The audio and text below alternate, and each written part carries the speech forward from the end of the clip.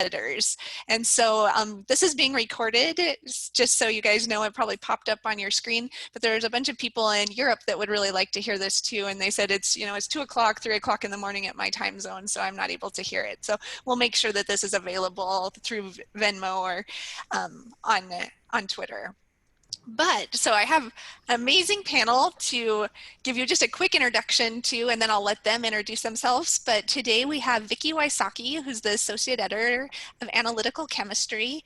We have John Yates, who's the Editor-in-Chief of the Journal of Proteome Research.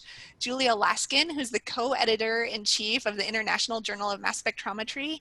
And Joseph Liu, who's the Editor-in-Chief of JASMS. So they are here to answer all your questions. I'm going to let them introduce themselves to you. And I asked them to give you one piece of advice, and it doesn't have to be on papers, on anything. It can be on life, but I thought it would be fun to hear what they have to tell you guys today. And then after they introduce themselves, we're going to use some of those questions that you guys submitted when you registered, and then anything else you guys come up with in the chat to just ask these people questions about manuscripts, a life, whatever you want to. So I'll start with Vicki because she's the first one on my poster here. Okay, hello, I'm Vicki Wysocki. I'm at The Ohio State University, and my group does work on native mass spectrometry, protein-protein complexes, protein, RNA, and DNA complexes. For a general piece of advice, I was thinking along the lines of publishing when you asked us to do this, Erin. So my piece of advice is to understand that the telling of the story, the making the story out of the data is as important or more important than the collecting of the data, because people get really focused on collecting data, but figuring out how that ties into a story that you can tell people, a meaningful scientific advance, is really important. So that deserves a lot of time too. Even though you wish it didn't take time, that part takes time too. I love that advice because I always want my papers to be a story. So I think that's awesome advice. So John, you're next on the list. Okay, my name is John Yates. I'm at the Scripps Research Institute in San Diego. And I was at Analytical Chemistry for 15 years as an associate editor before I moved over to Journal of Proteome Research. And where I've been for almost 5 years now, I guess. Piece of advice, make sure in your manuscript, make sure the question that you're trying to address is clear and that the result is also clear, that you've answered that question, and probably having a good conclusion focused on that answer is also appropriate. It's kind of similar to Vicki's storytelling. I guess what do they tell us in English? When you're writing a paper, you're going to have your command line or something like that, your opening line and your closing line, and all your stories in between. Yeah, exactly. Next, I have Julia.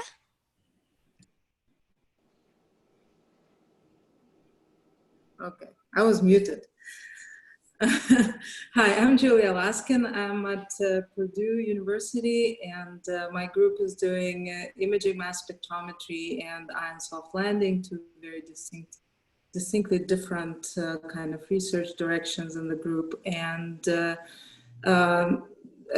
well, piece of advice, I don't know. I think, we're fortunate to have this professional job where we do things that we enjoy and we love doing. And I think, if you don't feel this way, then you probably, just follow things that you love doing. And we're spending so much time at work, and so better enjoy what we're doing. So it's not a publishing, not related to publishing, just generally to life.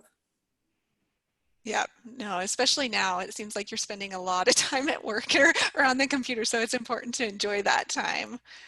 And then Joe is my last one I have on here. Okay, I'm Joe Liu from UCLA in Los Angeles. I've been an associate editor with JASMS since 2006, I think, around 2006, 2005. Then I became editor-in-chief, taking over from Mike Gross about 5 years ago. So I guess my advice is more about publishing and also presentations. I always tell my students that they should consider who the audience is.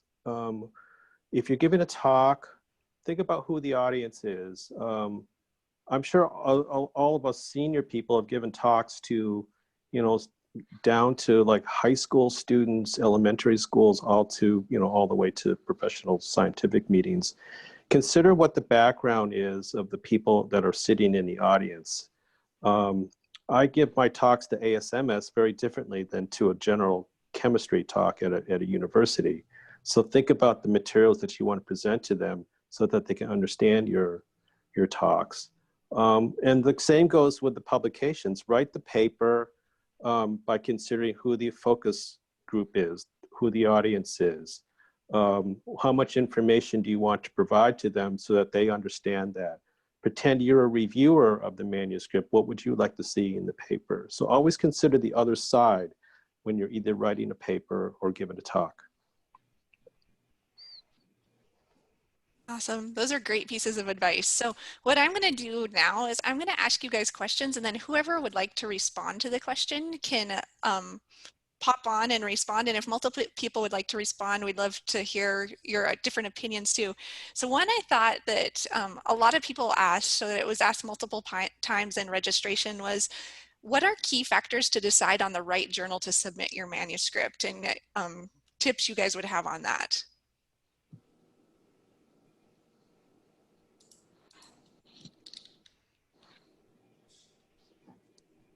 I can take a stab at that. So I guess you should know where others that publish your kind of work publish, and you know what the rankings are of journals and so forth. One of the things that I've learned collaborating a lot with biologists is that they would routinely send their paper to Science or Nature and just take a stab at it. It's kind of like I don't know, pulling the roulette machine and see if you get in. And the nice thing about it is that they're going to turn the paper around in a week or two anyway if they don't want it. And if it gets sent out to review, and if they still reject it, you usually get back really fantastic reviews, pretty detailed sorts of things that you can then use to improve the paper for the next place you send it to. So that's, and one of my postdocs was telling me that some famous Harvard scientist or something like that would write up his paper and he would submit it to the journal with the, you know, with the understanding that the paper really wasn't that well done yet or finished, and hopefully get reviews, and then he could use the reviews to redo the paper to send it to the journal that he wanted to, which is a ridiculous use of reviewer resources, but what are you going to do? John, I have a question for you. So do you ever consider who the first author is, and perhaps the first author needs a high impact paper for a fellowship, or maybe they're applying for a faculty position? They really need that cell science nature type of paper.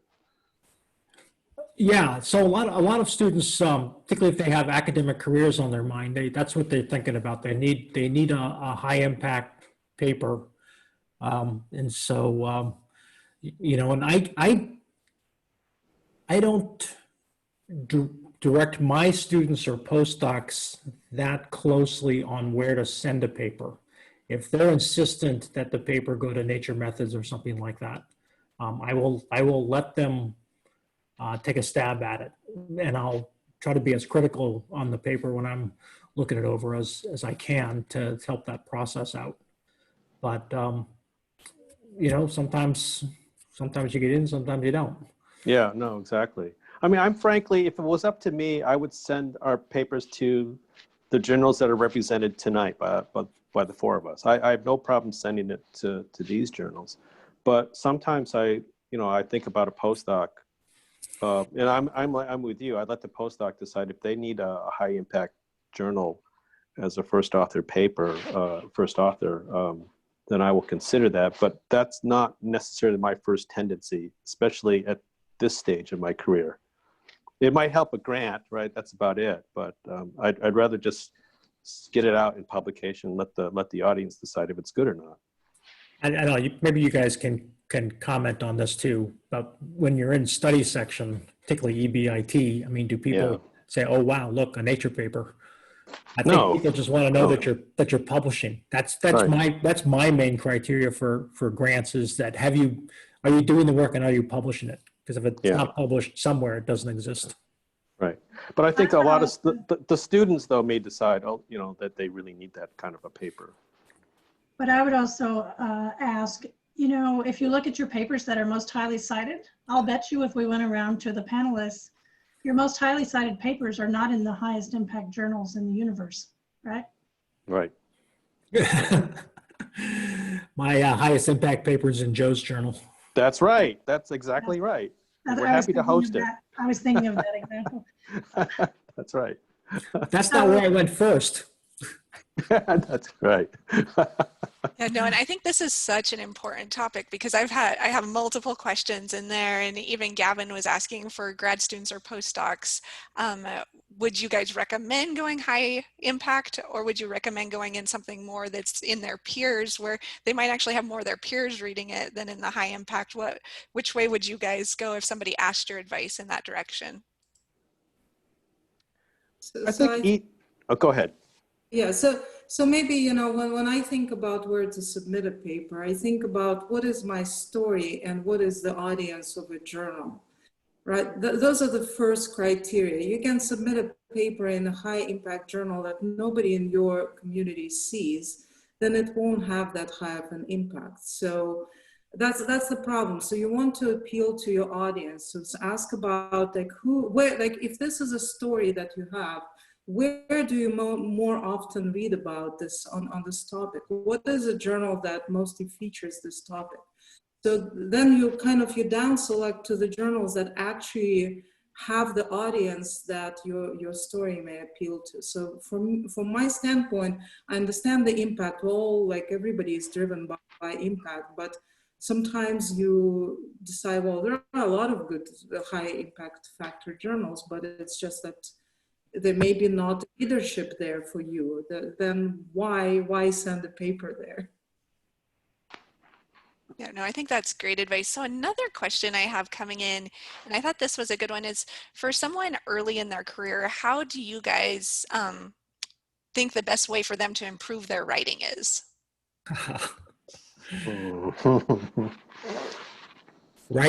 By writing. Yeah. And writing a lot. The advice I give to my people is you should be writing something all the time. A review, a book, something. I mean, that the basis of science, no matter whether you're in industry or in academia, is writing. And so you need to be practicing that all the time. And you don't have to do a huge amount every day. You can just do a little writing every day.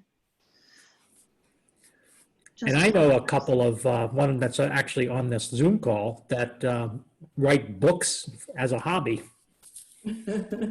Yeah, he just commented to write. So then there's another question that leads from this is, which section, when you guys are writing papers, do you prefer to write first, or how do you prefer to start your papers? I'm sure you guys all have different strategies, so I think we'd probably like to hear from all four of you on this one. I write the abstract first, the abstract and the title, because that sets you up as far as what the main conclusions and points are you're trying to get across in the paper.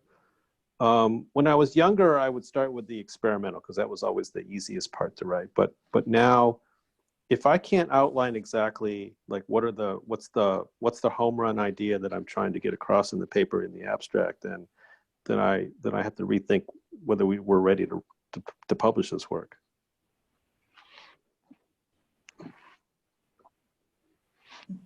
I'm a big believer in writing the outline, writing a real outline, a true outline that has not just headers, but also figures with figure captions so that you know what the story is about.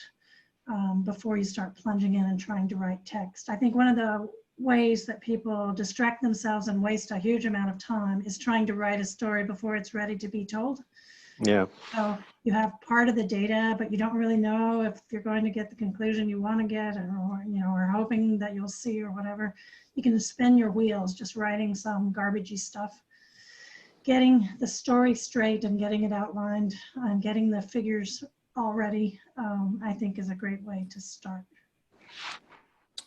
Yeah, that's good advice. That also helps you identify what holes you have in your story. But when I write a paper, I start with the introduction. So I write the story starting with the introduction. I just kind of like to write that stuff first. Well, you learn stuff from your grad students and postdocs, and so one of my postdocs, who was more of a biologist, he fashioned his paper around the figures.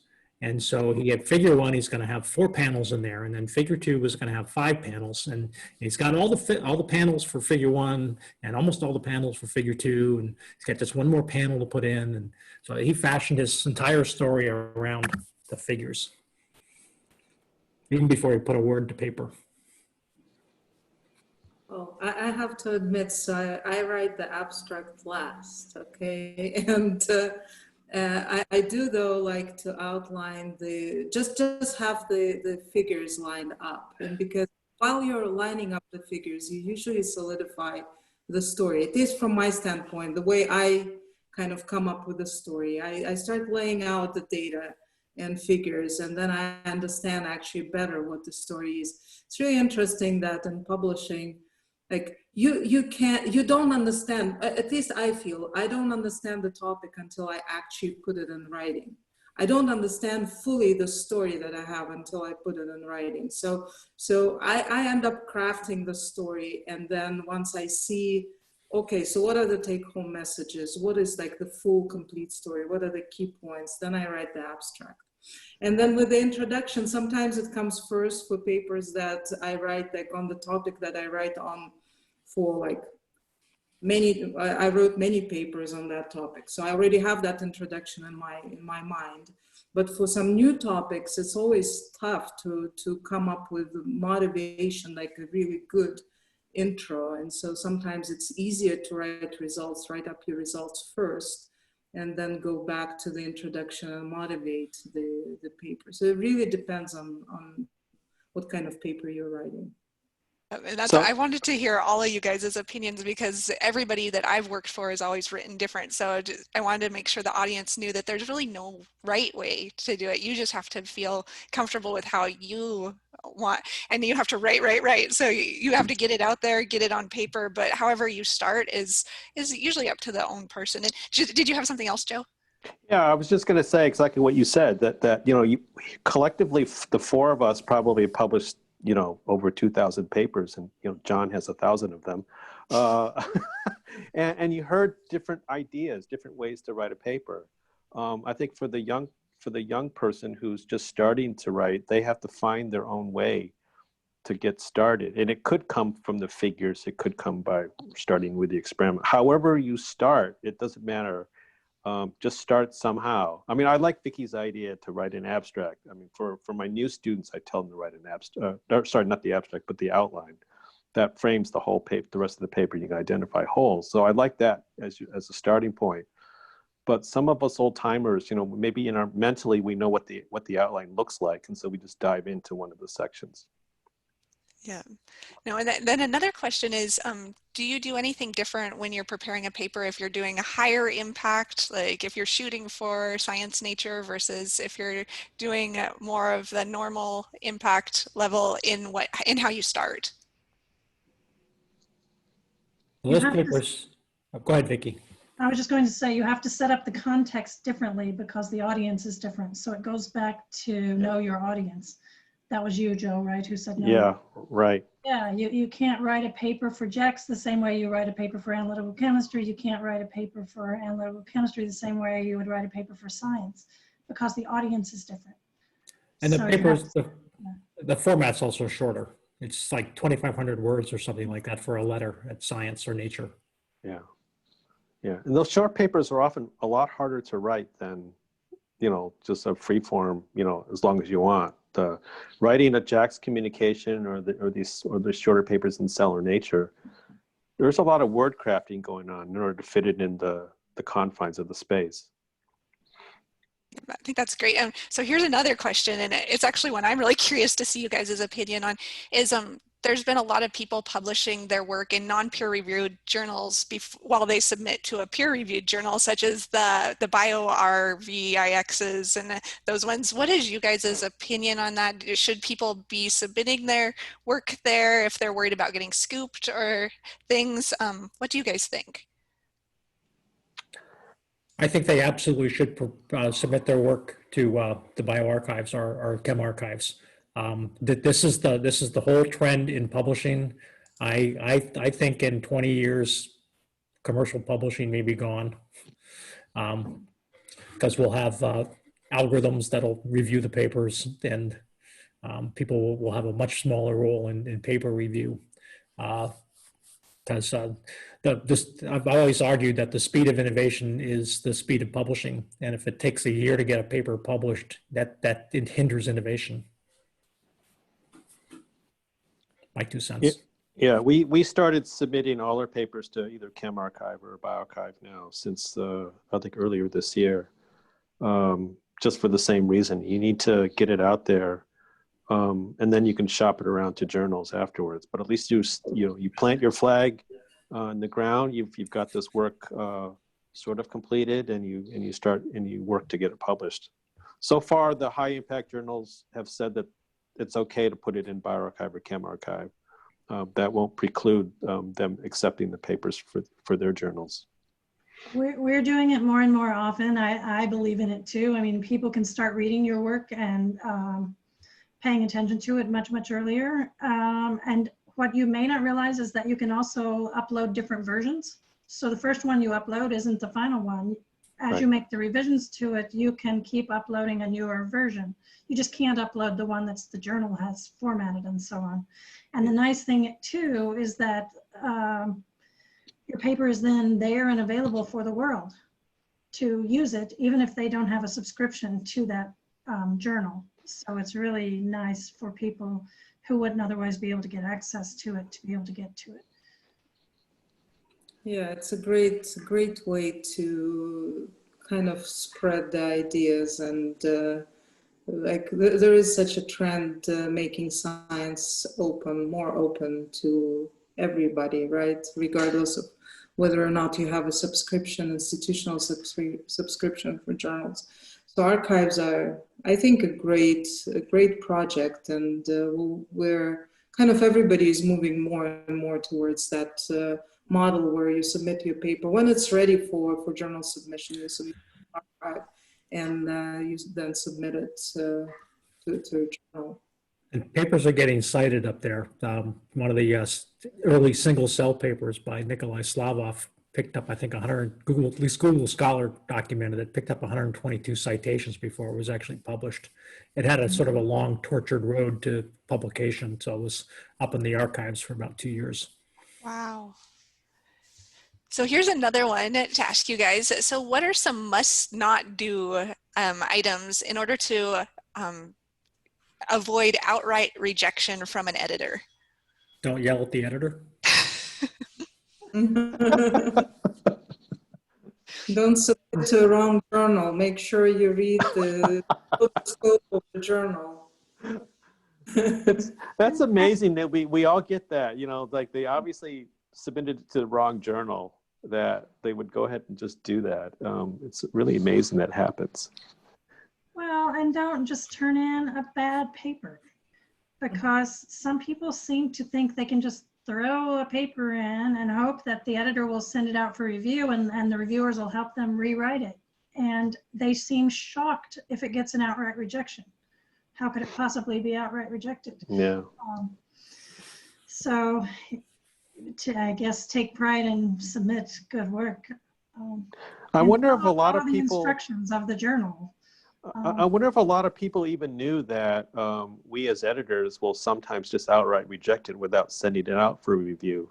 Yeah, people know that. They do that? Okay. I mean, People on Twitter complain about it. the younger people may not know that. That's what I wasn't sure. Desk reject. Yeah, that's right. All right. Yeah, so make sure you're within the scope of the journal. The easiest way to get a paper desk rejected is to be out of scope. So another good question we have is, do you guys have a preferred or favorite journal that's your go-to? So you either read it habitually or you submit papers there a lot. Analytical chemistry. Chemistry probably more than most. Yeah. Yeah. Sorry, John, but I sent them to my own journal, JPR. Yeah. And my success rate was far higher before I was editor. Oh, that's bad. So going on that then, John, so then someone was asking here, how do you handle getting your own papers rejected? Especially if you're going like high tier or medium tier and finding another journal or rewriting it and resubmitting, or what do you guys do if you get a paper rejection? Besides, drink heavily. take a deep breath first. I personally, I don't have a thick skin. And so I look at the outcome and then I forward the criticisms to the postdoc or the grad student that originated the paper and let them deal with it. I won't look at the criticisms until I've calmed down a bit. So I will tell you about a couple of ones that were strange maybe, because one of them we had submitted to an ACS journal, and we got a lot of good criticism. Concluded that we should pull the paper apart into two papers, because early in my career I like to write long detailed papers, and I've learned that that's a bad idea. But anyway, we pulled it apart into two papers, and when we pulled it apart and wrote each of them, we decided that one of them belonged in JACS, and we submitted it to JACS, and which was much higher impact than the first journal we submitted it to, and it got accepted. So sometimes you can go the opposite direction, depends on the paper. And we did that not too long ago for a different situation. Actually, we submitted first to Analytical Chemistry, and the reviews weren't bad, but they weren't an automatic accept either. And the student and postdoc were kind of annoyed with the reviews, and they worked on the paper, and we ended up sending that one to Nature Protocols. So, you know, the review process can be helpful. We weren't trying to look for helpful comments from those reviews. They just turned out to be incredibly helpful comments. So, you know, or they were irritating enough that it spurred somebody to do something even better, you know. So those are a couple of weird cases from my career. I had one paper early in my career. It was published, it was submitted to an ACS journal. And I had a postdoc at the time who was the primary author of this paper. And it got rejected after 2 rounds of reviews. And then we were so upset.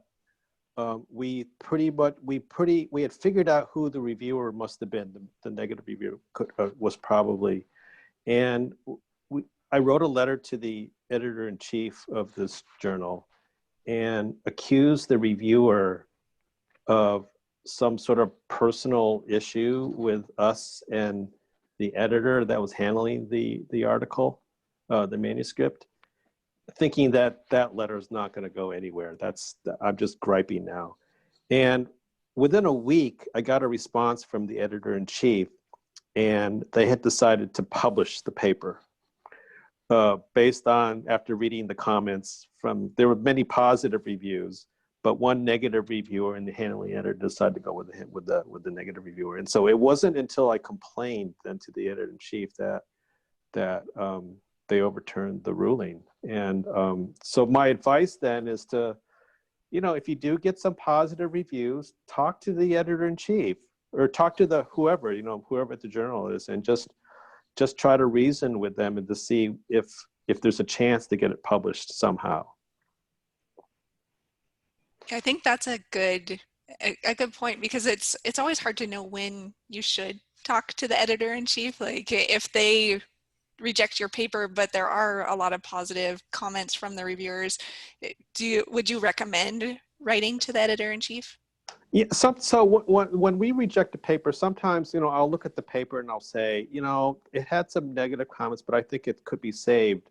We'll reject it, but if you feel like you want to try to fight it and, and get more supporting data, then contact me directly and we'll talk about it. And I would say 90% of the time that comes back to us eventually, and we normally accept it afterwards. So giving that personal touch to the authors, I think, is useful. Yeah, I think that's really important for people on here to know. There's a formal decision in Analytical Chemistry and maybe other ACS journals that is reject and resubmit. Yes, that's right. Yeah, and the letter says, although we can't accept it like it is. Right. Should you, if you collect more data and rework this, we would encourage you to resubmit it. Yeah. Yeah. First paper I ever submitted to JASMS, the decision letter came back. It seemed so negative to me that it was being rejected, and then I ignored it and I was going to do something else. And then a few weeks later, I get a letter from, I think it was Kelsey Cook, saying, "Aren't you going to send your paper back?" That was probably back in the days when we would mail, put things in the, with a stamp on it and mail it to you, right? Yes. Yeah. So I think. So go ahead, Vicki. I just wanted to follow up on John's comment about how he has to put the reviews aside and then come back to them later. It's a really good advice for everybody, right? You read it, you're upset. You shouldn't do anything at that point. You shouldn't call an editor, write an editor. You should put it aside or give it to somebody else and then come back to it when you're mentally prepared to deal with it. And then that is the time to contact an editor. I had a really outstanding mass spectrometrist when I sent back an analytical chemistry paper. I don't even remember what the decision was. I think it was major revisions. And I got this long, angry email. And I didn't want to deal with that long, angry email from the author. So I put it aside for a couple of days. And before I got back to it, the person had written to me and said, "Okay, Vicki, I've calmed down now. I have now reread the reviews. They actually make some very good points. We will be revising the paper and sending it back to you." So I thought that was a really good thing for that person to do. And then I didn't have to deal with the angry letter and try to compose my response to that. Yeah, moral to that story is don't send angry letters in the first place. You can write the letter, just don't ever send it. Yeah, write it and get it off your chest. Don't send it. So you always have, so at ACS, we don't reject papers anymore, per se. We transfer them. And so there's a sort of tumbling down effect. And I get a lot of paper transfers from analytical chemistry, that are not really appropriate for that journal for some reason or another. And so we will take those papers. If you get a reject and resubmit, that's like a major werevision. It's intended to give you more time to do experiments if more experiments were required, so on and so forth. But if it's being rejected, we're offering you a chance to transfer it. And the sort of the bottom journal at ACS is ACS Omega, which is it's like +1. So it's what they call in the business what they call a mega journal, and it's open access, pay to publish format, which is increasingly the norm out there among all the various publishers that have these big mega journals. And so that can be the endpoint. But ACS Omega may not be the right place for people that are doing more biologically oriented research. Maybe then you want to go to +1 or something. But one of the things I learned early on in my career is that publishing is a business, and they require content, and you are content producers. And so there's some place to publish just about anything. But you do want to have some standards. But I encourage people that if you've done the research, publish the paper, even if it's just a technical report or something like that, try to find a place to publish it. I would agree. My favorite Catherine Fensla advice is if you don't publish it, it never happened for you. So you got to get it out there. Yeah, I have a variation on that, but. Yeah. Yeah, no, I think that's such good advice because there are a lot of people where, especially us being analytical chemists, it's never good enough to publish and you keep going and going and going and you just have to draw that line and get it out there. So some other questions are, when you guys do see reviews coming from reviewers and you have 2 really positive and 1 really negative, how do you handle that as an editor? I'm looking forward to hearing the answer on this one. That unfortunately forces me to really read the paper carefully and read the reviewers, and so oftentimes I'll have to read the paper and the supplemental information to really get a sense for how I stand on that. It is possible that I might side with the more negative one reviewer instead of the 2 positive reviewers, and so I might decide to reject, or allow the allow the authors to address the comments and for another round of revisions. But that when we often get that as editors, we get the split decisions, and so we have to step in and try to do it on ourselves. Or if there's still enough time, if the reviewers were speedy enough, we might ask for a 3rd opinion or 4th opinion. So we try to resolve it somehow, either by making our own decision or ask for another person to step in. Yeah, I think it really varies from case to case, because it may be when I know who the reviewers are. Unfortunately, as the author, you don't know who the reviewers are, but I may know something about one of the reviewers having a lot more content knowledge on that topic than the other reviewer. And so that would weigh into my decision on which one I trust, to be giving me better advice if I only have 2 of them.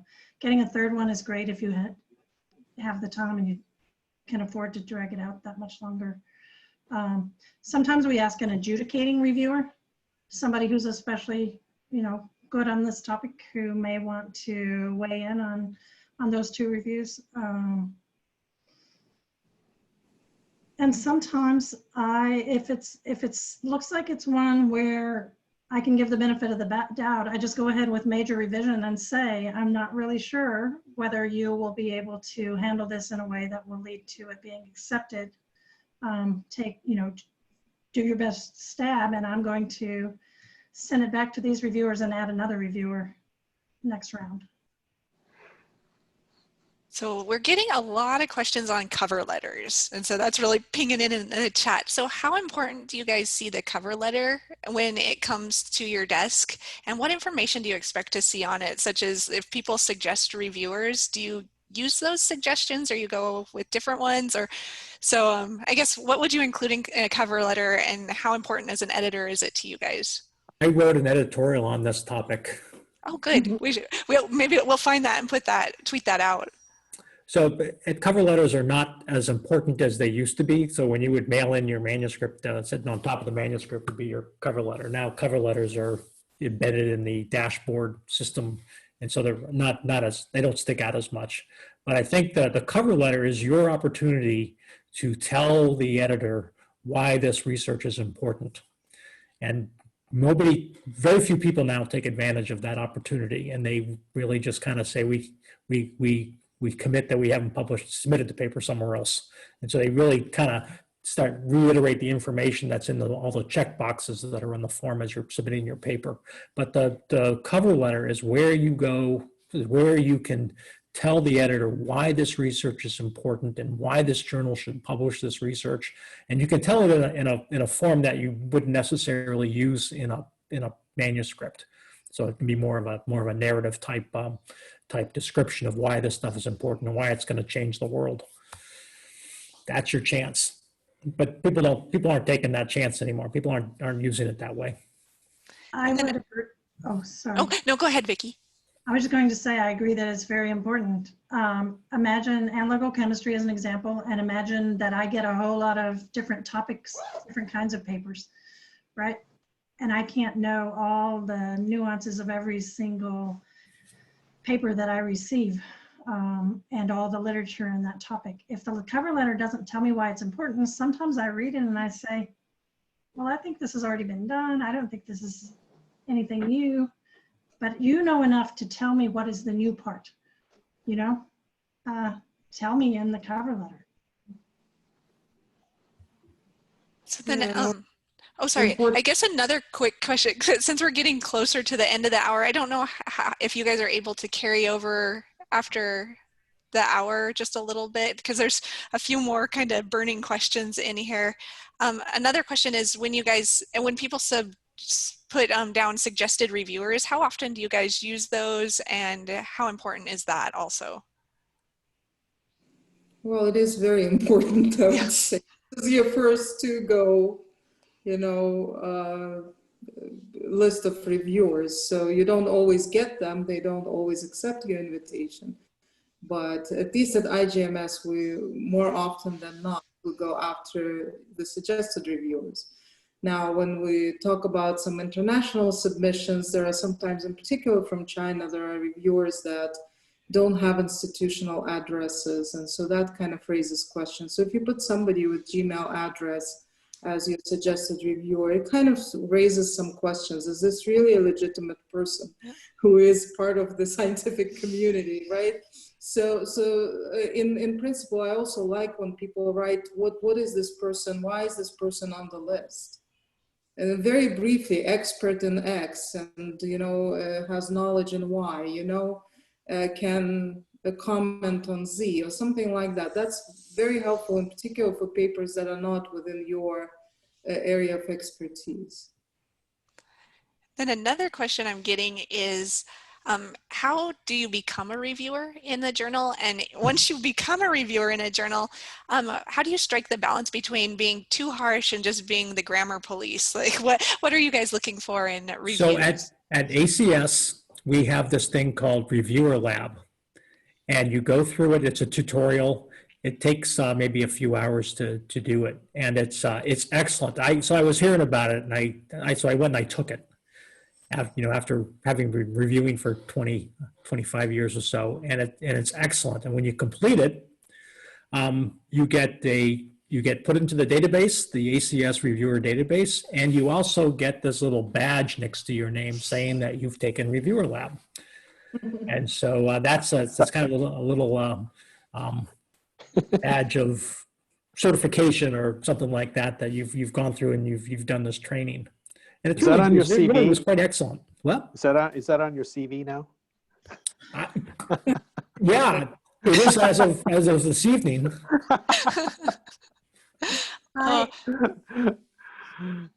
Another way to do it is to get your advisor to recommend you, especially if you're a postdoc.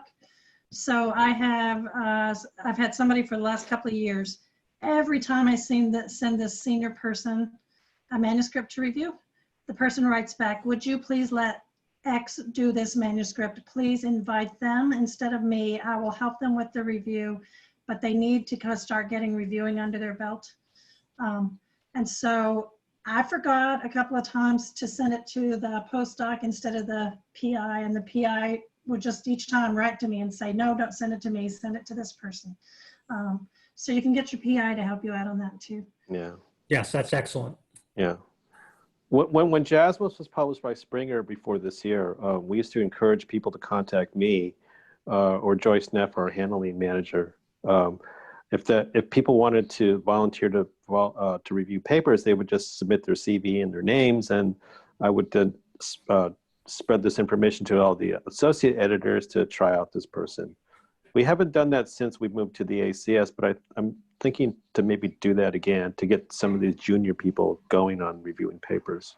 Yeah, I get people writing me sometimes and just saying, could you please use me as a reviewer? This is my expertise. Yeah. I actually had one recently where somebody did that, but their expertise is nothing that I ever handle.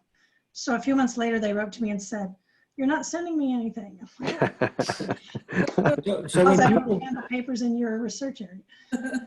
Yeah, when people email me that same question, I want to review papers for you, I tell them to go take reviewer lab.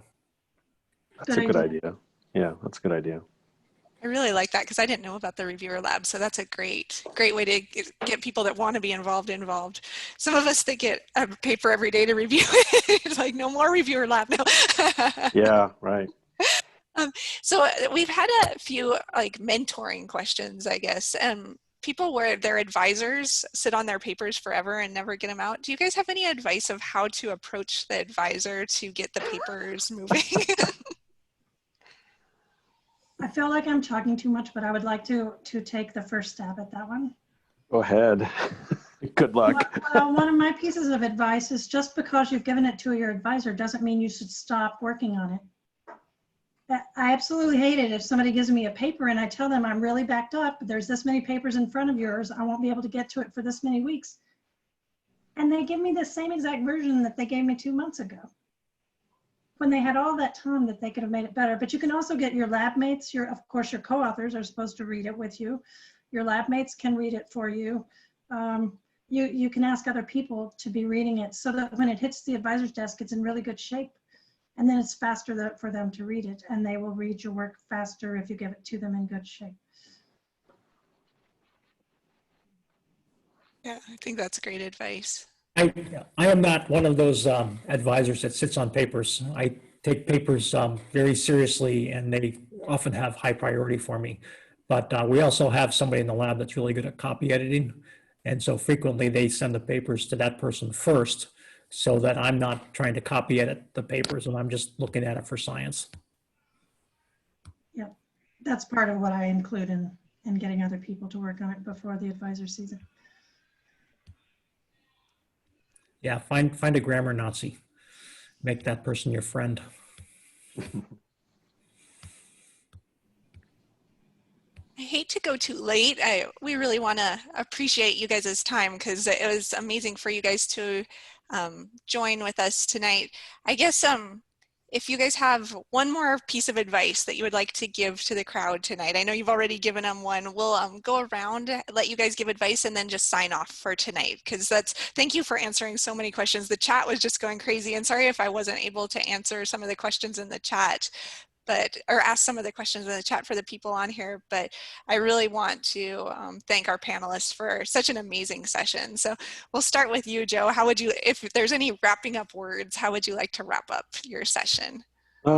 Maybe just be persistent. I think people have heard advice about getting their papers published, and we talked about rejections and how to handle that. Just don't give up if you get a negative comment. I mean, this happens.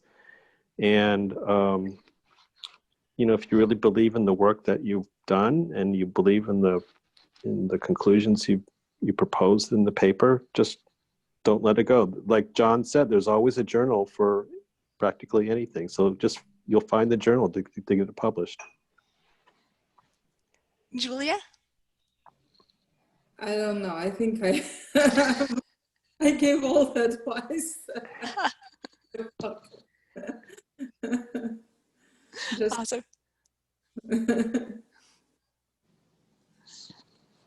John? So here's some practical advice. Everybody wants their papers to go fast through the process. And quite frequently, papers get submitted and people are very sloppy in their submission process, and they will leave out figure 1 or table 2 or something like that. And then the journal admin has to go back and get you to upload those missing things. And people are oftentimes not very responsive to doing that, because once the paper's done, you know, they go on vacation or something like that. So making sure that you've got the paper all together and that you submit all the pieces correctly and so forth speeds up the process by a lot, because she has to go through and do the checks and make sure everything's there that's ready for review. And so that can save you, you know, weeks if you're attentive to that.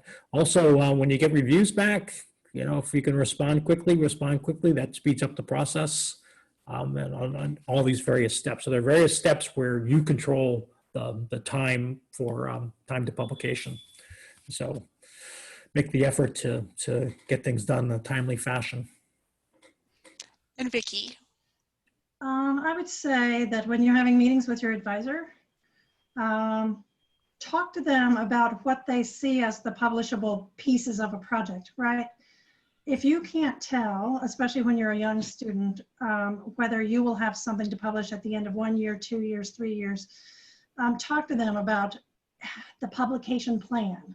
What is the plan for how this piece of work will get published? And even if you have some side projects, you can publish the side project. If you can do some writing during your PhD and get some papers out during your PhD, your dissertation becomes so much easier than if you wait until the very end and you're trying to write all of your papers and your chapters all at the very end. I've had students insist that they want to write everything at the end, and it is such a more painful process, because you can learn to write with your advisor if you write a little paper and another little paper and then a bigger paper, and you're doing it all the way through instead of waiting until the end. And don't think that your advisor is like the publication police, because you can go to them and say, well, I think it's ready. Here's my outline. What else do you think it needs? One of my colleagues at Arizona used to say, I already got my PhD. This one's yours. You know, what do you think is ready? What do you think is ready to publish? I love that. So everybody, please thank the panelists. So send them a nice virtual clap or something, because I think this was such a great session. And we'll make sure we post the recording on Twitter. So anybody that would like to rewatch, because I think there's some advice I would like to even re-listen to or pass down to other people, it'll be available on Twitter for everyone. But we'll wrap up today. There are just a couple announcements. We're having a mixer next week, so please join us for another mixer. We have 3 amazing people that would like to transition to their next job, and so they're going to present little short vignettes on the work they're doing and what they would like to be, or where they'd like to be moving. Does anybody else from the FeMS board have any announcements, or anybody from the audience, so we can definitely make some announcements? I do have it. Yeah, go ahead, Hoda. Thank you. Hi, everyone. I'm Hoda, and I have an announcement as behalf of the MSACL ECN. We do have a career discussion in metabolomics and lipidomics tomorrow at 4 p.m. Eastern Time with Dr. David Perman from Agios Pharmaceutics and Dr. Ala Close from Sanofi. We're going to talk about careers specifically in metabolomics and lipidomics in industry. Nice. Thanks, Hoda. Sure. Thank you, Erin. Yeah, so if that's the end, let's raise our glasses for another great happy hour with our FEMS. And if you guys have other ideas, please make sure to send those on through email. But cheers to everybody, and hopefully we'll see you guys all again soon. Thank you, everybody, so much for the panelists, the great audience, the great questions. Thanks, everyone. Thank you for organizing, Erin. Thanks, Julia. Bye. Bye.